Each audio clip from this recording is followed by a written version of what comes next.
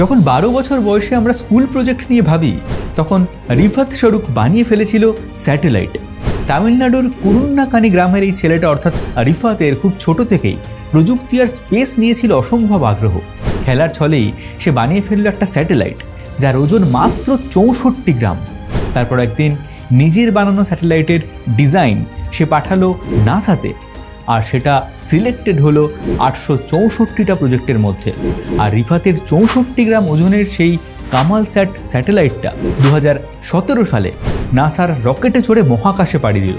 কল্পনা করো, একটা ভারতীয় স্কুল ছাত্রের তৈরি স্যাটেলাইট আজ মহাকাশে ঘুরছে।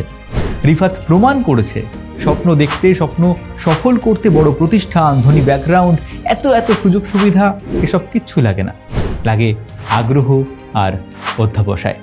তবেই স্বপ্ন সফল হয়। তখন প্রতিষ্ঠান, টাকা পয়সা, সুযোগ সুবিধা এমনিই আসে। তাই তুমি যদি নিজের লক্ষ্য ঠিক করো, শেখো, তৈরি হও, তাহলে আজ যেটা অসম্ভব মনে হচ্ছে সেটাও আগামী দিনে সম্ভব হতে পারে। রিফাতের এই গল্পটা তোমাকে ইন্সপায়ার করলে ভিডিওটা অবশ্যই শেয়ার করো আর কমেন্টে জানাও তুমি ঠিক কী স্বপ্ন দেখো।